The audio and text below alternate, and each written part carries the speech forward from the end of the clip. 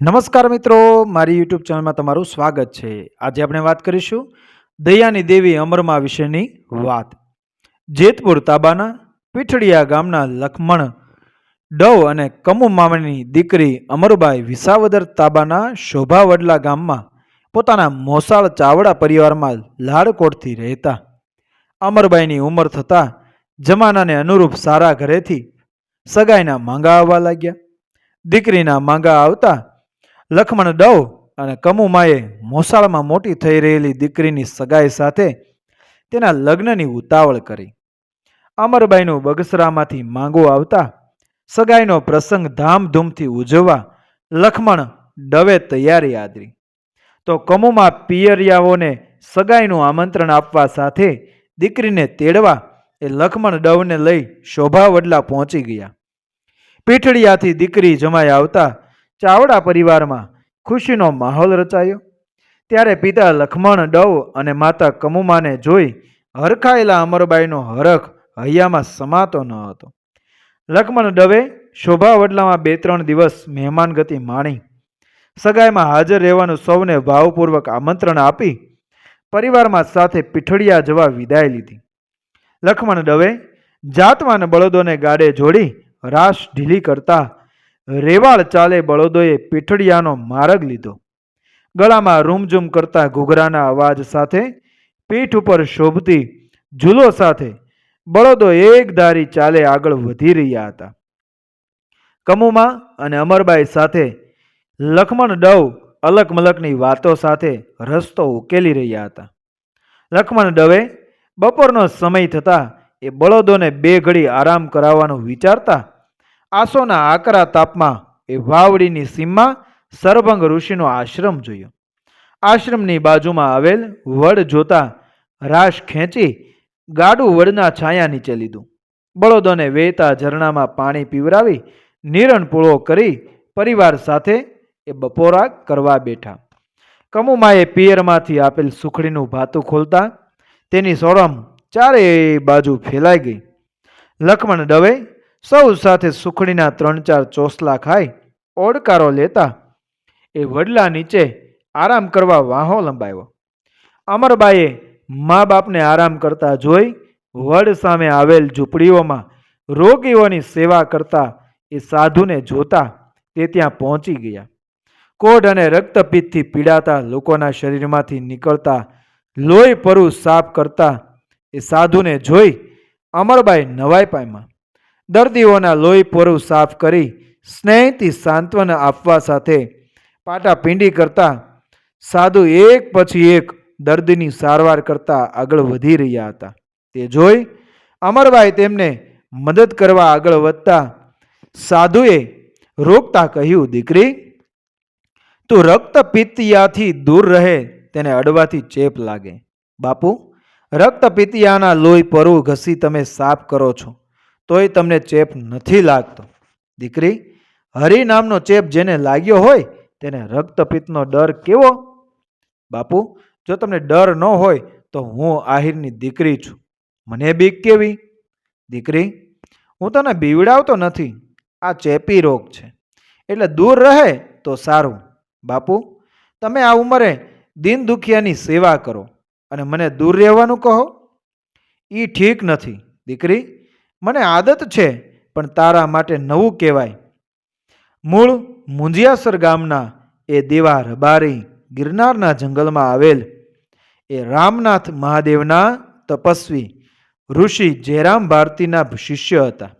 જ્યારે દેવા રબારીના ગુરુ ઋષિ જયરામ ભારતી ગધેસરના ડુંગર ઉપર સાધના કરતા મુસ્લિમ ફકીર નૂરશાહ પીરના શિષ્ય હતા. દેવા રબારીએ સંસારનો ત્યાગ કરી સંન્યાસ ધારણ કરતા ગુરુ જયરામ ભારતીએ દેવાની જગ્યાએ દેવીદાસ નામ આપી એ રક્તપિતિયાની સેવા કરવાનો આદેશ કર્યો. બિરદ અપના પાળતળ પૂરન કરત સબ આશ જાકો, જગમે કોઈ નહીં. તાકો એક સંત દેવીદાસને રક્તપિતિયાની સેવા કરતા જોઈ અમરમાં ભાવ વિભોર થઈ ગયા. ક્ષણ ભંગુર સાંસારિક સુખની જગ્યાએ સેવામાં રહેલ શાશ્વત એ સુખનો સાક્ષાત્કાર કરતા અમરમાં વડ નીચે સૂતેલા મા બાપ પાસે પહોંચી ગયા. લક્ષ્મણ દવ બળદોની રાશ ખેંચી ગાડું ઊભું રાખી એ મા દીકરીની રાહ જોતા હતા. પરંતુ અમરમાને સમાધિ લાગી ગઈ હોય તેમ રક્તપિતિયાની સેવા કરતા સંત દેવીદાસને જોઈ રહ્યા હતા. દીકરીને ભાવવિભોર જોતા કમુમાએ તેના ખભા પર ધીમેથી હાથ મૂકી ગાડામાં બેસવાનો ઈશારો કર્યો. અમરમાએ અચકાતી જીભે રક્તપિતિયાની સેવા કરવાની જનેતા પાસે રજા માગી. અમરમાની વાત હસી કાઢતા કમુમાએ તેનો હાથ પકડી ગાડા તરફ આગળ વધ્યા. ત્યારે અમરમાએ આંખમાં આંસુ સાથે હાથ જોડી રક્તપિતિયાની સેવા કરવાની ફરી મંજૂરી માગી. લક્ષ્મણ દવે મા દીકરીની વાત સાંભળી સંન્યાસી જીવનની કઠિનતા અમરમાને સમજાવી. પરંતુ એ અમરમાં મક્કમતાથી પોતાની વાતને વળગી રહેતા લક્ષ્મણ દવે શોભા વડલાથી મામા મામી અને બગસરાથી સગાઓને તેડવા માણસો દોડાવ્યા.